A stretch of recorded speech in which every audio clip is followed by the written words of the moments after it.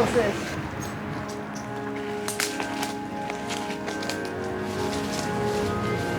My name's Bianca and I explore abandoned buildings and houses in Brisbane, and it's called urban exploration.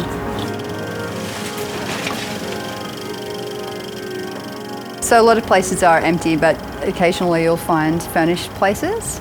Occasionally you'll find places that look like someone's just gone to work and not come home. That is the one question everyone wants to know. Why is it empty?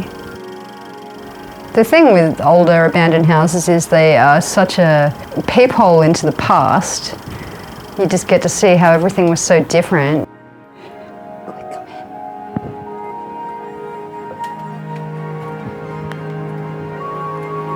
I love retro and antique stuff. I've worked in an antique shop for 7 years. I've studied architecture. I love houses. Check this shit out. I love Jeffrey Smart and the way he just drew old school houses. I do like old carpet, lino. It gets better. So going into these cool looking houses and just finding moments frozen in time is pretty good. Are you kidding me? Can you see the ceiling? Well, I like classical architecture and it's a good way to see it. Wait till you see the other half. Some fucking bullshit for crazy. Wow.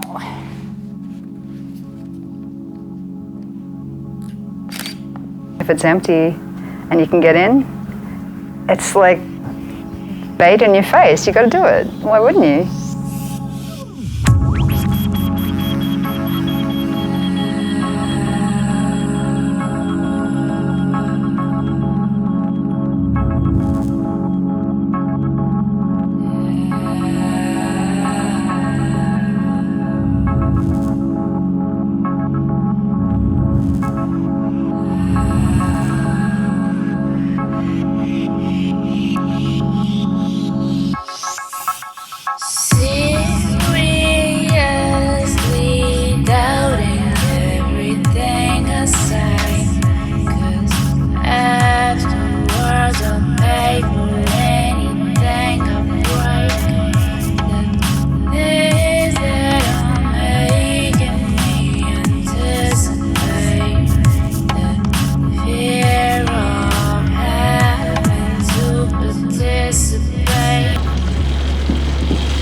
Urbex is exploring places that are open for you to explore, whether that be an empty house or an empty lot or an alley or a park. Maybe not so much a park.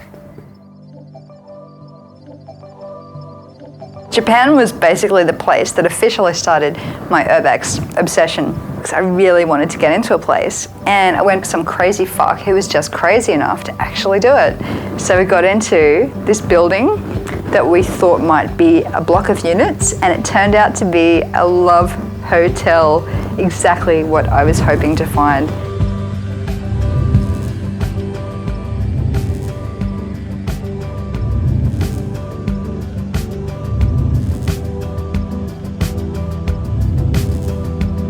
It was just my wet dream.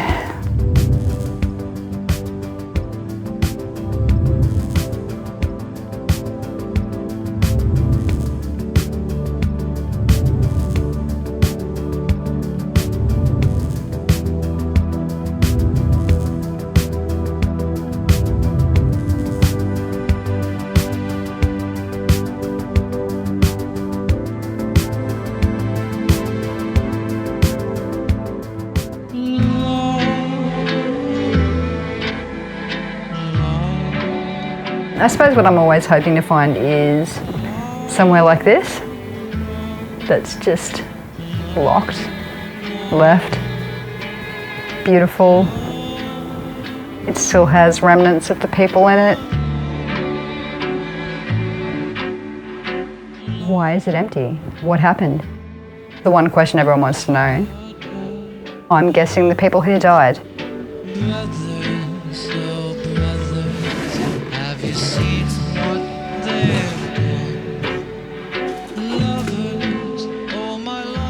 car in 9 a.m. see me about 3, 4, 5 p.m. We were walking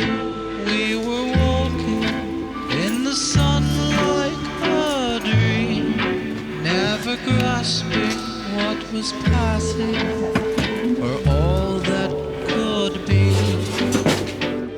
I think from the few clues that they leave behind, you can figure out small things like gender and age, but you can't really work out what the situation was, so the mystery remains, usually. Shaking, we were shaking, all the leaves from your hair, the colors, all the colors. I have a Facebook page that's seriously popular. The page actually started because when I was Googling, you know, hey, want to see what's around in Brisbane, there was nothing. And I'm like, I might just start something. So I did. I probably started exploring about 6 months before I started it. So when I started it up, I had a lot of stuff to upload. I do think it's mainly voyeuristic. A lot of people do actually use those specific words. I find a lot of times when my albums are shared, I can see the comments and it's like, hey guys, I really like watching this voyeuristic shit. You know, like they do admit to it.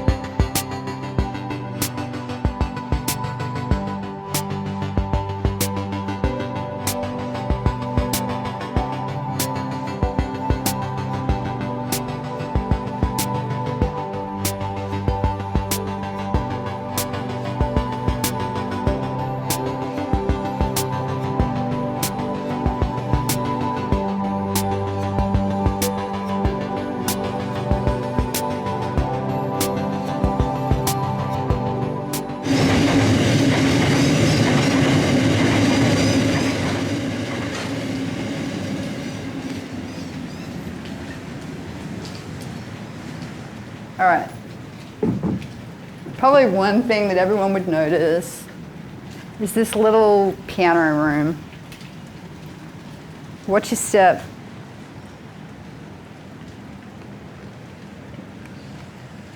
They also left a TV behind just so you could sit on something and play it.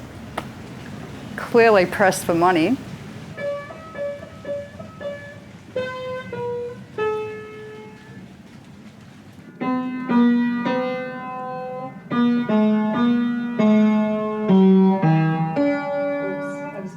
There are a few things you find all the time. Pianos.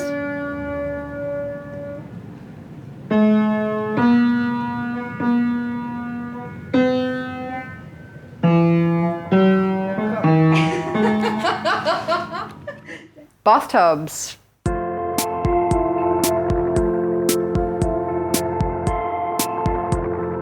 Stoves.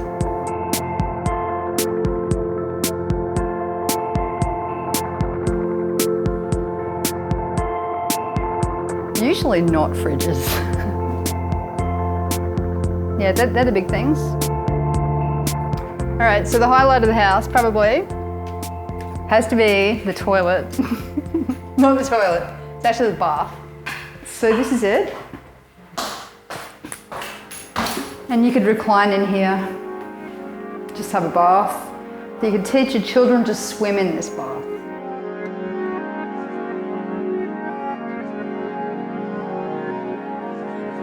My mum actually likes me doing urban exploration. She's anti-everything, but once I got up to about 2,000 likes, she was like, oh, good girl.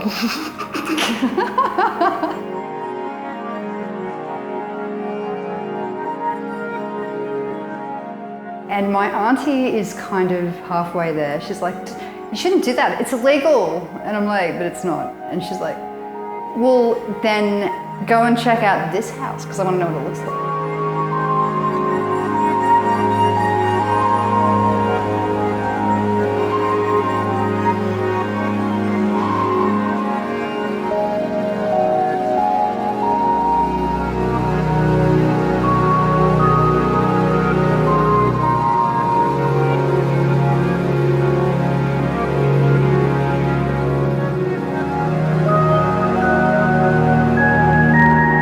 Trying to find places is not as hard as you'd think. Once you start noticing them, they're very easy to notice. Also, with my page, people tell me about a lot of places that are way off my radar. So I've got so many places that I need to actually go and look at that people have told me about that I haven't even seen yet.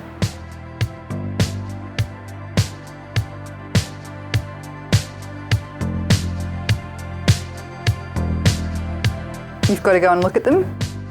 And the ones that are locked up could become unlocked at any time. You need to keep an eye on them too. Then there's hot spots where you just know that houses getting knocked down in an area in a pattern that would suggest the whole block is going to get knocked down. So even if there's houses left next door, it's worth keeping an eye on them. I fucking didn't even see it when it was empty, and then all of a sudden it was gone. Like the place on the other side as well. I'm pretty confident that I can assess a place on its structural integrity just through experience and knowing what kind of damage causes structural weakness. You can go into a place where there is complete termite damage and all the floors have fallen apart, and as long as you stand on the beams, they're still solid. So, you know, you just have to assess things.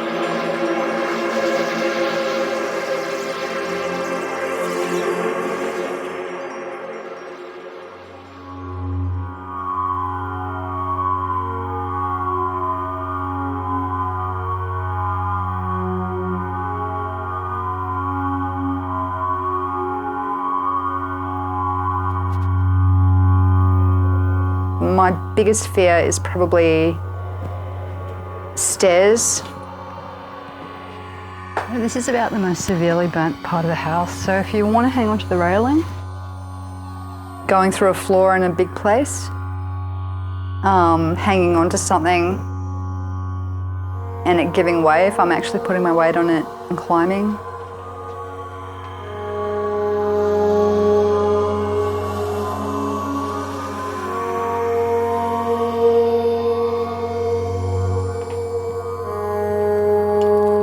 Burnt floors aren't the worst thing. Fire moves upwards. Burnt floors look a lot worse than they are.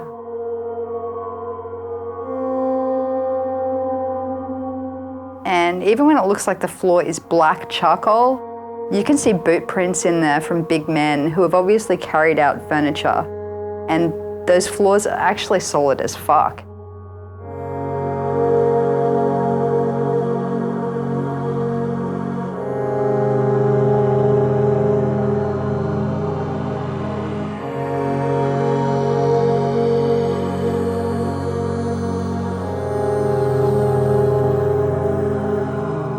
I've had people come up to me when I've walked out of a place and go, hey, be careful, there's a notorious pedophile that hangs around in here. And I'm like, man, I'm too old, but B, like, how do you know I'm not that pedophile?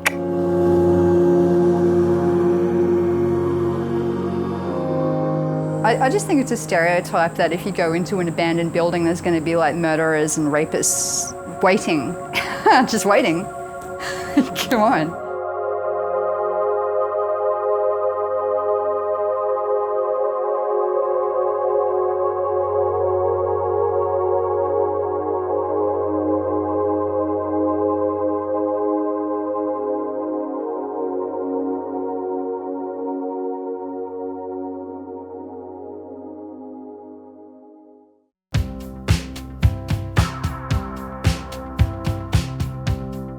A lot of people go in for a lot of different reasons. You've got squatters, you've got graffiti artists, you've got real artists, you've got urban explorers, you know, photographers, people who want to do model shoots. Well, I think the whole beauty of it is that it is abandoned, and so there's this little, like, you know, you're doing something naughty but you're not really, and you're enjoying something really good but it's not yours. So it's kind of like this little fantasy world.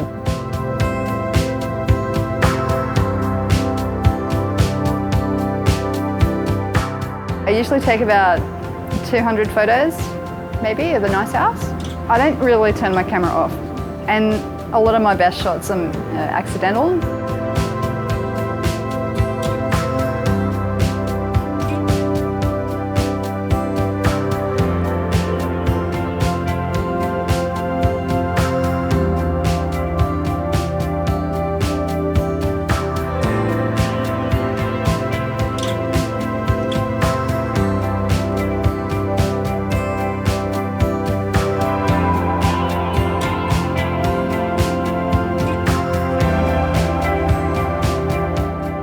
I guess I could do it full-time.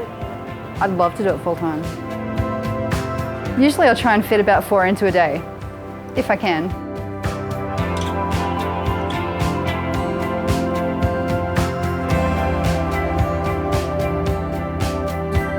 Since I've started exploring, I've had a few interviews, documentary, offers to help publish a book, requests for collaborations with art installations. I've met a lot of interesting people who do other aspects of urban exploration like rooftopping. It's opened a lot of doors.